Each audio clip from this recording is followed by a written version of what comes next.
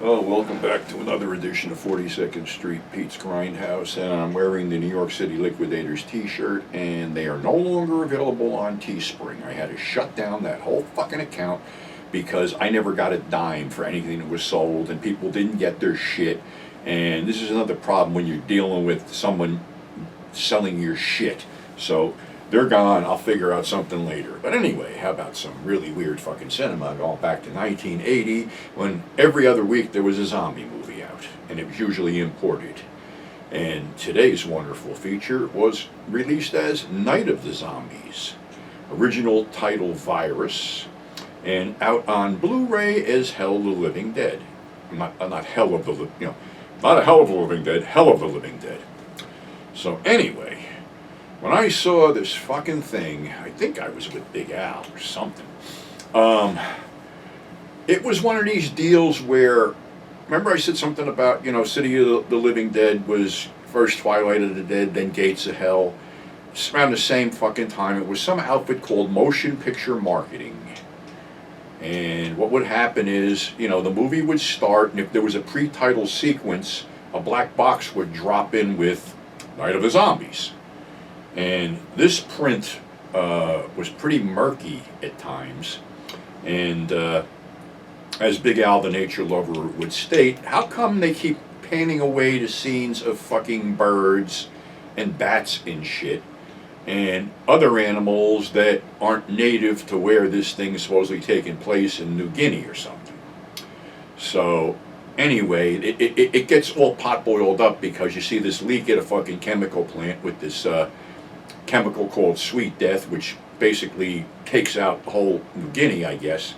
And you wind up with, it's just really weird. This SWAT team is dispensed there for whatever reason, 4 SWAT team members, and they run across these 2 reporters and a couple with their kid, and the kid was bit by a zombie or something.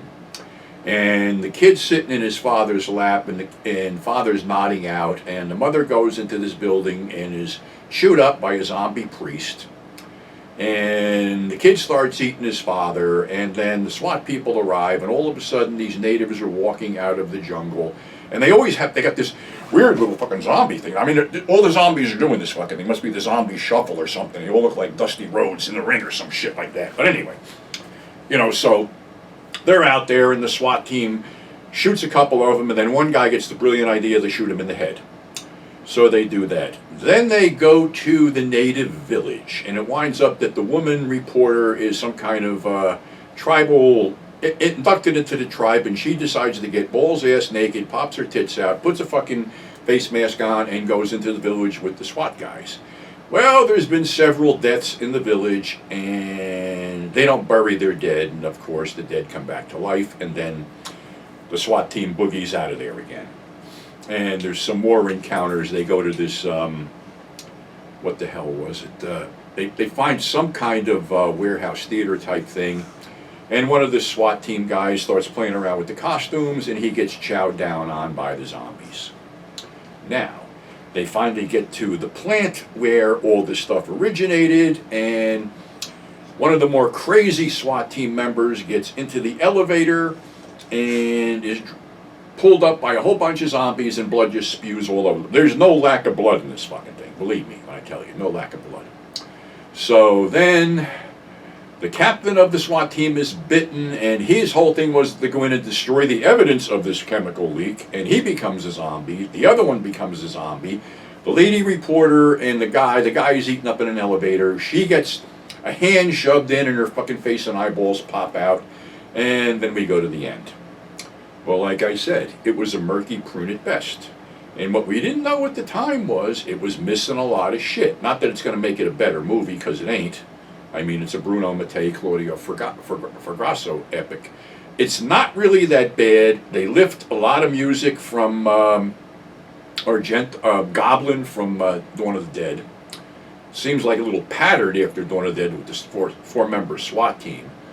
But anyway, you get to the newer fucking thing, which even Vestron Video put this out. Now, that whole motion picture marketing thing, I think all this stuff wound up on Vestron. I I think they also did Burial Ground too.